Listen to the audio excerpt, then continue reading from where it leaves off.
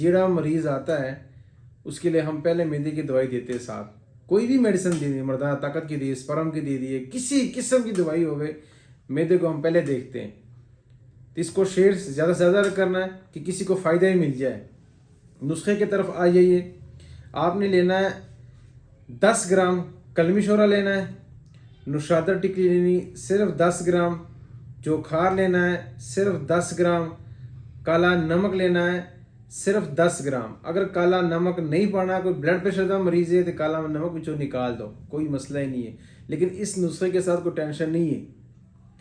आपने ये चारों चीज़ें ले लिया, इसको अच्छी तरह पीस लेना, पीस के खरल में पीस लेना या आपने कोई मशीन वगैरह में पीस लेना। पीस के तो इसको एलोवेरा जेल लेना है ताज़ा, एलोवेरा जेल लेना है ताज़ा लेना है। उसमें आपने कोई 50-100 ग्राम ले लेना। उसमें ये चारों चीज़ें आपने